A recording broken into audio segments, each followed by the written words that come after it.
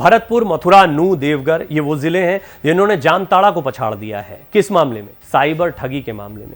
अब तक सिर्फ साइबर ठगी में जामताड़ा का ही नाम सामने आता था, लेकिन अब दूसरे इलाके भी उभर कर सामने आ रहे हैं। ये सारी जानकारी फ्यूचर क्राइम रिसर्च फाउंडेशन की स्टडी में सामने आई है। ये फाउंडेशन IIT कानपुर से जुड़ा हुआ है। स्टडी में बताया गया है कि राजस्थान का भरतपुर और उत्तर प्रदेश का मथुरा साइबर ठगी का बड़ा हॉटस्पॉट बन गया है।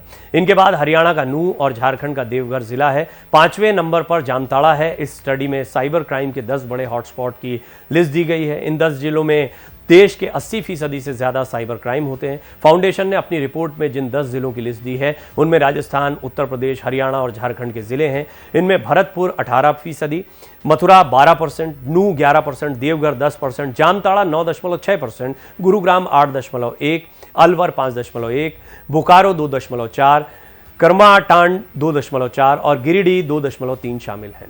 अब आपको बताते हैं ये शहर क्यों साइबर क्राइम के गढ़ बन रहे हैं। भरतपुर सबसे पहले इसकी बात करते हैं। दिल्ली से सटे होने के कारण यहाँ साइबर क्राइम बढ़ रहा है। यहाँ न तो रोजगार के बहुत ज़्यादा मौके हैं, जिस वजह से कमाई के लिए लोग साइबर क्राइम की ओर बढ़ रहे हैं। लोगों में जागरूकता और डिजिटल लिटरेसी की भी कमी है। दूसरा, मथुरा टूरिस्ट डेस्टिनेशन होने की वजह से मथुरा में साइबर अपराधी बढ़ रहे हैं। फिनेंशियल ट्रांजैक्शन भी यहाँ काफ़ी ज़्यादा होता है। कारोबारियों और लोगों में जागरूकता की कमी है। नूह NCR के नज़दीक है, जिस कारण साइबर अपराधी यहाँ एक्टिव हैं। NCR में अपराधियों को विक्टिम भी आसानी से मिल जाते हैं। सामाजिक आर्थिक चुनौतियाँ भी इसे बढ़ा रही हैं। देवघर कानूनी एजेंसियां और साइबर क्राइम यूनिट में एक्सपर्ट्स की कमी के कारण यहाँ साइबर अपराधी बढ़ रहे हैं। जामताड़ा, इसको तो काफ़ी चर्चा रही है, बाकायदा वेब सीरीज़ भी बनी है। ऑनलाइन फ्रॉड और फिशिंग जैसे साइबर क्राइम के लिए जामताड़ा कुख्यात है। यहाँ पर साइबर क्राइम का नेटवर्क संगठित तरीके से काम कर रहा है। गुरुग्राम, ये तो कॉरपोरेट और IT का हब है, इस कारण साइबर अपराधी यहाँ काफ़ी एक्टिव हैं। आर्थिक रूप से गुरुग्राम काफ़ी समृद्ध है, लेकिन यहाँ के लोगों में डिजिटल लिटरेसी और साइबर सिक्योरिटी को लेकर जागरूकता की कमी है।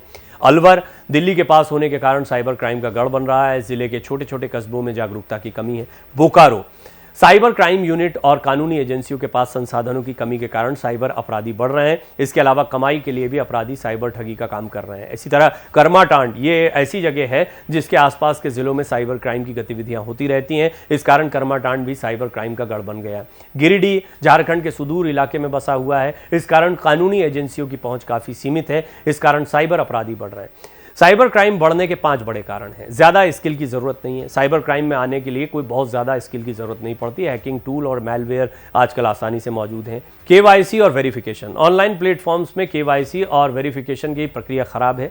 साइबर अपराधी फर्जी ID बना लेते हैं, जिस कारण उन्हें ट्रैक कर पाना मुश्किल होता है। फर्जी दस्तावेज़ों की भरमार है। आजकल फर्जी दस्तावेज़ों की भरमार है। इसका इस्तेमाल कर अपराधी फर्जी SIM कार्ड खरीद लेते हैं और गुमनाम तरीके से काम करते हैं। अफोर्डेबल AI टूल्स भी अब उपलब्ध हैं। आर्टिफिशियल इंटेलिजेंस का इस्तेमाल कर अपराधी साइबर अटैक करते हैं।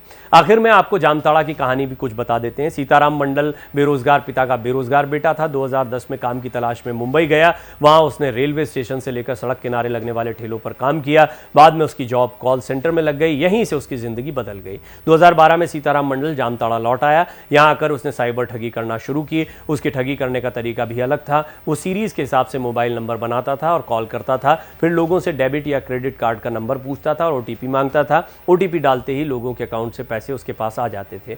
2016 में जामताड़ा पुलिस ने जब उसे पकड़ा तो उसके अकाउंट में 12 लाख रुपए से ज़्यादा मिले। वो 2 पक्के घर बना चुका था। अपनी दोनों बहनों की अच्छे से शादी कर चुका था। उसके पास स्कॉर्पियो गाड़ी भी थी। पुलिस ने उसके पास से 7 स्मार्टफोन, 15 SIM कार्ड भी बरामद किए थे।